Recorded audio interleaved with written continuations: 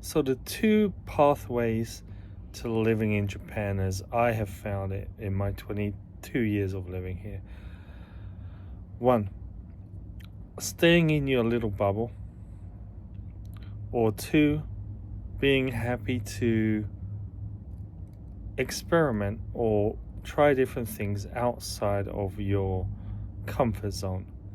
Now, the first one, this is a stereotype, but generally, within the cities, you will find people who've been here for a short term or a long term who stick to areas where there are a lot of foreigners, a lot of expats, where they can kind of like feel friendly, have the service that they like, and don't need to step out of any kind of like comfort zone whatsoever.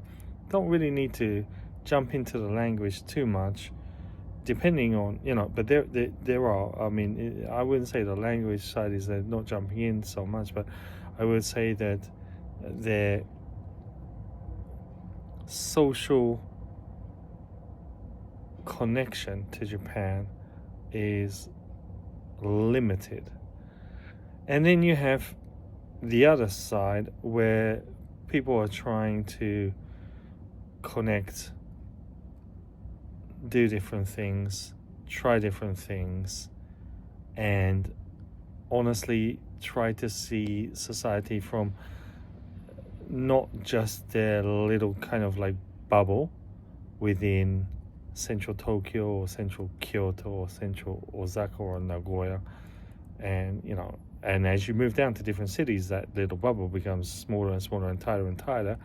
But especially in Tokyo, so my recommendation would be to always, if you're going out for a drink by yourself or something to eat by yourself, go to a small local shop. Go to a small counter where there's like 6 or 7 seats or 10 seats, and there's someone behind the counter making some food, and you never go in there by yourself, and just sit down and just try and communicate with people, and do that over 15 years. And 3 or 4 things will happen from that. One is, okay, you might not be mixing with the kind of like the top elite of Japan. You could be, you never know, but generally you're not. But you can have a really good understanding of what's going on in Japan from the general, kind of like daily experiences, and you can really start to understand the culture really well, from a general Japanese standpoint. And you can learn Japanese very fast as well, because no one's generally going to speak to you in English, because most of the people in those small counter run Japanese food restaurant shops will be above 40 to 60 years old. Not always, but generally. And you can really kind of like jump into it's like a time machine. You can go back to, like, that used to be everywhere in Japan like 30 years ago, but it's dying out in Japan. Counters are dying out in Japan. This is turning into a different video, but counters are dying out. Everybody wants shops with tables. They don't want to talk to the person at the shop. They don't want to deal with that. They want to just sit with their friends and watch their mobiles, watch their telephones, right? They don't want to sit at the counter and talk to the person next to them who might sit down and you don't know who they are, what they're going to say. But if you're learning Japanese, I highly recommend that you sit down and you go to this kind of shop, even with low-level Japanese. But just try, man. Every single encounter will give you a couple more words here or there. It's definitely worth doing.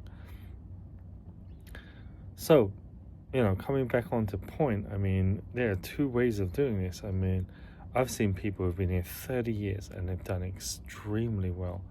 And I mean, we're talking high-level jobs, country manager or above, and they cannot speak Japanese. They can't. They can't.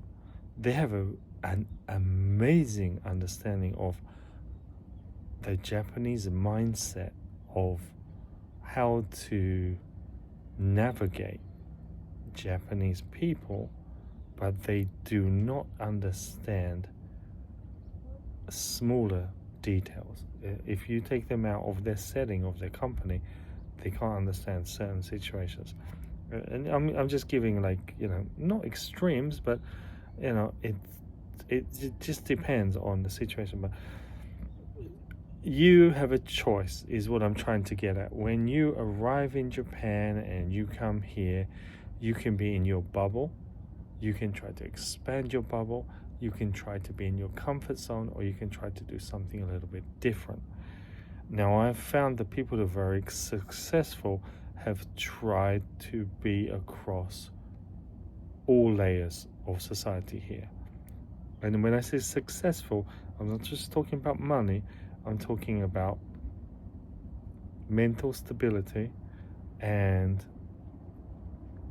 peace of mind, which is kind of the same thing, and also longevity of being able to stay here for a long time without getting kind of foreigner gauging burnout and having to jump out of Japan. So I think there are a number of ways that you can approach this, but I think if you kind of like try to join international groups where there's a mixture of, like, speaking English groups or speaking Japanese groups, and you push yourself to join both of those, and sometimes you go to, like I said, like restaurants or bars or smaller places which are more local, and there's no English there, and you don't go there with a bad attitude. You go there with an attitude of, I know nothing, I'm gonna learn something, and I'm gonna be respectful, I'm gonna just listen to what these people have to say to me, and I'm just gonna try and just kind of mingle and assimilate into this area that I'm in at right now. You'll take away a lot from that situation. So that would be something I'd highly recommend, because as soon as you find your comfort zone in Japan and you stay with it, it's so hard to move away from that. It really is. So try different things, expand your horizons, and it will help you live here for longer, for sure. Married or not married, family or not family, it will make you stay in Japan for longer, because it's fun first for a couple of weeks, couple of months, maybe even a couple of years, but then after that you need something a little bit more deeper to stay here. So that would be my recommendation.